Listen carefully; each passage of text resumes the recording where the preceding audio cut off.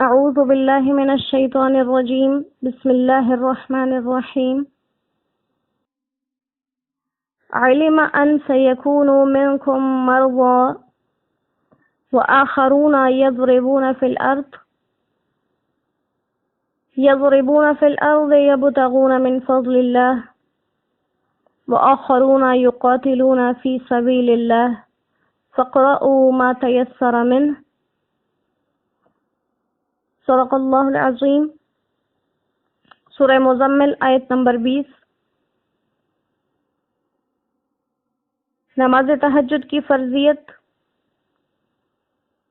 کو اللہ سبحانہ و تعالی نے یہاں پر خود ختم کیا اور 5 نمازوں کی فرضیت یہاں سے ثابت ہوئی۔ تو اللہ سبحانہ و تعالی نے فرمایا تھا کہ تم اپنے بشریت کے تقاضوں کی وجہ سے ہمیشہ دوام کے ساتھ نصف رات، 2/3 رات یا 1/3 رات کو اختیار نہیں کر پاؤ گے، سو اللہ نے تمہارے لیے معافی بھیج دی، تم پر رجوع کر لیا، تمہیں وہ معاف کر دیا۔ اب جتنا آسان لگے قرآن کو پڑھو۔ آگے مزید وجہ بتائی جا رہی ہے علم کہ اللہ سبحانہ و تعالی نے جانا ان سیکون کہ کتنے ہی ہوں گے منکم تم میں سے مرضى بیمار، وآخرون اور کتنے ہی دوسرے لوگ یضربون فی الارض جو چلیں گے پھریں گے ملک میں، زمین میں،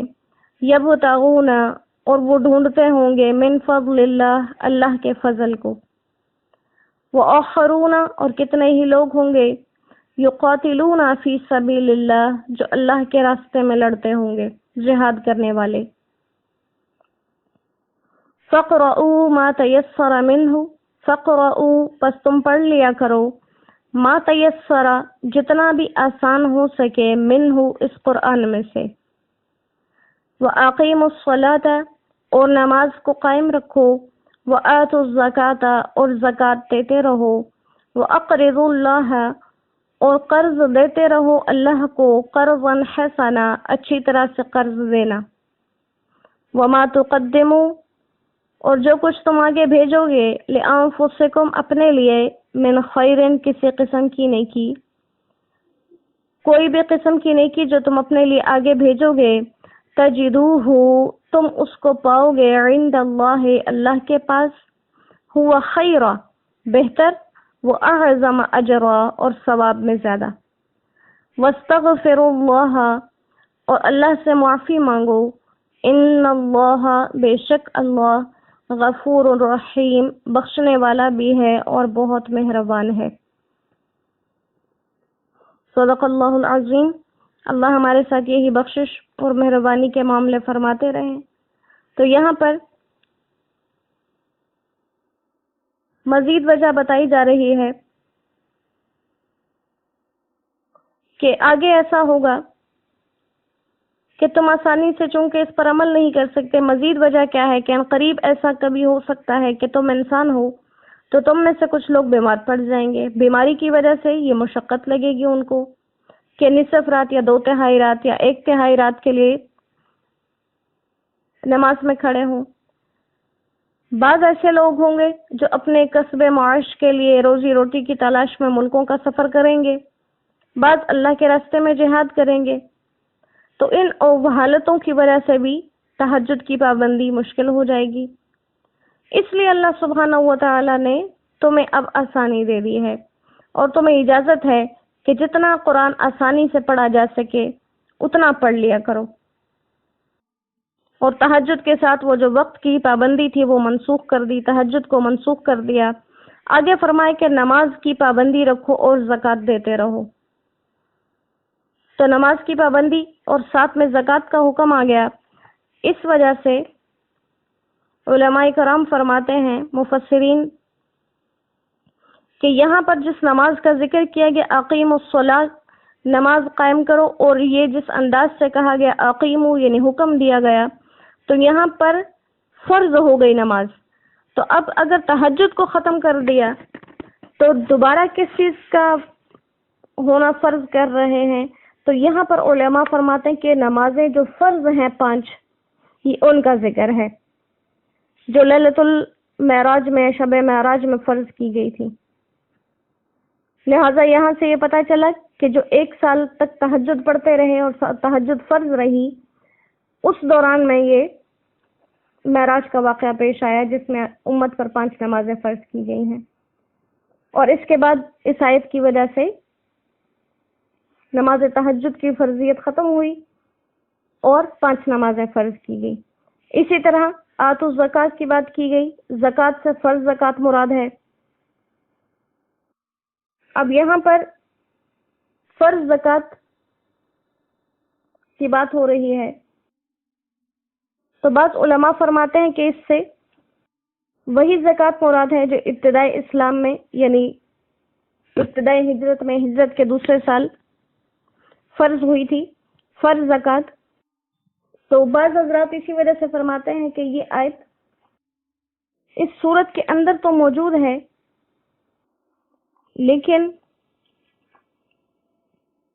آیت جو ہے وہ مدنی ہے، کیونکہ سورت مکی ہے،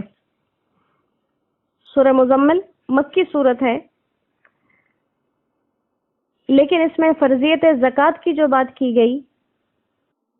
تو وہ فرماتے کہ یہ آیت مدنی ہے۔ اور ایسا بہت سی جگہوں پر ہوا ہے کہ کوئی سورت مکمل مدنی ہوتی ہے لیکن اس کا کوئی حکم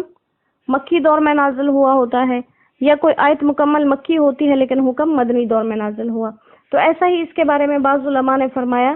کہ یہاں پر یہ سورت تو ساری کی ساری مکی ہے، لیکن اس میں زکوٰۃ کا حکم آ گیا اور زکوٰۃ پر یہاں فرض زکوٰۃ مراد ہے، لہٰذا وہ فرماتے کہ آیت کا یہ جو حصہ ہے یہ آیت مدنی ہے اس صورت میں۔ اور بعض لوگ کہتے ہیں کہ زکوٰۃ فرض تو مکہ میں ہی ہوئی تھی، لیکن اس کے نصاب اور یہ مقدار اور کب کب واجب ہوگی کس صورتوں میں، یہ تفصیلات مدینہ میں ہجرت کے دوسرے سال بیان کیے گئے۔ اسی طرح سے اس آیت کو مکی ہونے کے باوجود بھی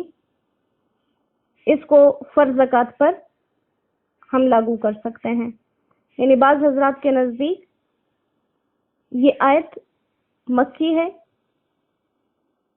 اور اس کا حکم بے شک مدینہ میں آنے کے بعد لاگو ہوا، اور بعض فرماتے ہیں کہ یہ آیت مدینہ میں ہی نازل ہوئی، باقی صورت مکی ہے۔ اس کے ساتھ ساتھ انسان کو کہا گیا وَأَقْرِضُوا اللَّهَ قَرْضًا حَسَنًا کہ اللہ کو اچھے طریقے سے قرض دیا کرو۔ اب یہاں پر اللہ سبحانہ و تعالیٰ اپنے راستے میں خرچ کرنے کو گویا خود کو قرض دینے سے تعبیر کر رہے ہیں، اور اس میں اللہ سبحانہ و تعالیٰ کے لطف و کرم کی طرف اشارہ ہے کہ اللہ سبحانہ و تعالیٰ سب غنیوں میں سب سے بڑا غنی ہے، اور وہ دنیا کے لوگوں کی طرح نہیں ہے کہ جس کو دیا ہوا قرض دیا جائے اور واپس طلب کیا جائے تو انسان ناراض ہو جائے، بلکہ وہ ایسا غنی رب ہے کہ اس کو دیا ہوا قرض کبھی بھی اس میں حق تلفی نہیں ہو سکتی، وہ ضرور وصول ہوگا۔ لہٰذا چونکہ یہاں پر زکوٰۃ کا حکم دیا گیا تھا، اور زکوٰۃ میں براہ راست انسان کیا محسوس کرتا ہے کہ اس نے اپنا مال جو ہے وہ ایک طرح سے کسی اور کو دے دیا اور بدلے میں اسے کچھ نہیں مل رہا، تو اللہ فرماتے ہیں یہ زکوٰۃ ایک طرح کی کیا ہے، اللہ سبحانہ و تعالیٰ کو دیا جانے والا قرض ہے۔ اور اقرض اللہ، اس میں تمام قسم کے جو ہے وہ صدقہ زکوٰۃ آ گئے، خیراتیں بھی آ گئی، سب کچھ آ گیا۔ اور اسی طرح سے اپنے عزیز رشتہ دار جو غریب ہیں ان پر خرچ کرنا، مہمان کی مہمان نوازی کر دینا، یا علماء کی اور صالحین کی، اولیاء اللہ کی خدمت کر دینا مالی لحاظ سے کسی بھی طرح، یہ سب کچھ اللہ سبحانہ و تعالیٰ کو قرض دینے کے مفہوم میں ہے۔ تو جتنے بھی انسان کے ذمہ مالی اسباب لازم ہوتے ہیں وہ اللہ سبحانہ و تعالیٰ نے فرمایا گویا اللہ کو دیا جانے والا قرض ہے، تو اس کو قرض حسنہ کی طرح دو، کیونکہ جو کچھ تم اپنے آپ کے لیے بھیجتے ہو اسے تم آگے بہترین پاؤ گے، یعنی جو نیک کام تم نے اپنی زندگی میں کیے وہ بہتر ہیں بنسبت اس کے کہ مرنے کے وقت اس کی وصیت کی جائے، چاہے یہ مالی صدقہ زکوٰۃ ہو یا عبادات جو اس سے رہ گئی ہوں۔ یعنی کہ انسان ساری زندگی اس کے ذمہ زکوٰۃیں لازم تھی وہ نہیں دیتا رہا، کنجوسی میں رہا، جب مرنے لگا تو پھر لوگوں کو حساب کتاب کر کے بتایا کہ میرے ذمہ اتنی زکوٰۃ ہے، یا میری اتنی نمازیں ہیں، اب ان نمازوں کی طرف سے فدیہ دے دیا جائے یا روزے کا فدیہ دے دیا جائے۔ تو اللہ سبحانہ و تعالیٰ فرماتے ہیں کہ جو تم خود اپنے لیے آگے بھیج دیتے ہو عمل کر کے من خیر نیکیوں میں سے، وہ زیادہ بہتر ہے بنسبت یہ کہ وارثوں کو دے دو، پھر ان کا اختیار ہے کہ چاہے وہ اس کو ادا کریں یا نہ کریں۔ جیسے حدیث مبارکہ کا مفہوم ہے کہ آپ صلی اللہ علیہ وآلہ وسلم نے صحابہ کرام سے یہ سوال کیا کہ تم میں سے ایسا کون سا شخص ہے جو اپنے وارث کے مال سے زیادہ محبت کرتا ہو اپنے مال کی نسبت؟ اور وارث کا مال کب بنتا ہے؟ جب انسان مر جائے، اس کا مال رہ جائے، وہ اس کے وارث کا ہو گیا۔ تو کہا وہ کون شخص ہے جو وارث کے مال سے اپنے مال کے نسبت زیادہ محبت کرتا ہو؟ تو صحابہ کرام رضوان اللہ علیہم اجمعین نے جواب دیا کہ ہم میں سے تو کوئی بھی ایسا نہیں جو اپنے مال سے زیادہ اپنے وارث کے مال سے محبت کرے۔ تو آپ صلی اللہ علیہ وآلہ وسلم نے فرمایا کہ خوب سوچ سمجھ کر بات کرو۔ صحابہ کرام رضوان اللہ علیہم اجمعین نے جواب دیا کہ ہمیں تو اس کے علاوہ کوئی اور بات نہیں آتی۔ آپ نے فرمایا، آپ صلی اللہ علیہ وآلہ وسلم نے جواب میں یہ بات فرمائی کہ جب تم اس بات کو سمجھتے ہو تو خوب اسے یاد رکھ لو کہ تمہارا مال وہ ہے جو تم نے اپنے ہاتھ سے اللہ کی راہ میں خرچ کر دیا، اور جو رہ گیا وہ تمہارے وارث کا مال ہے، لہٰذا اس سے محبت کرو۔ جب ایک انسان صدقہ کرنے کی بات سوچے تو وہ 5 روپے دینے لگے، اسے سوچ لینا چاہیے آج میں نے 5 روپے دیے تو مجھے قیامت کے دن اجر 5 روپے کا ہی ملے گا۔ تو اس سوچ میں وہ کیا کرے گا؟ مال زیادہ خیرات کرنے کی طرف اس کا دھیان جائے گا۔ پرانا لباس دینے لگے کسی کو پھٹا ہوا ہے تو انسان یہ بات سوچ لے کہ قیامت کے دن جب لوگوں کو لباس پہنائے جائیں گے تو اسی طرز کے ہوں گے جس طرز کے وہ دنیا میں کسی کو دیتے رہے، تو اس کو دیا جانے والا لباس پھر کیا ہوگا؟ پھٹا ہوا پرانا۔ لہٰذا وہ دنیا میں کسی کو کیسا لباس دے؟ جو پہننے کے لیے اچھا ہو۔ اسی طرح جب کھانا دینے لگے کسی کو تو ایسا کھانا نہ دے کہ جس کو وہ خود پھر واپسی میں قبول کرنا مشقت سمجھے۔ تو یہ تھے کچھ احکامات اور کچھ فضائل جو سورہ مزمل کے اندر بیان ہوئے، اور بہت پاکیزہ نام ہے ہمیشہ کی طرح۔ پھر یہی ایک درخواست کہ جن لوگوں کے ہاں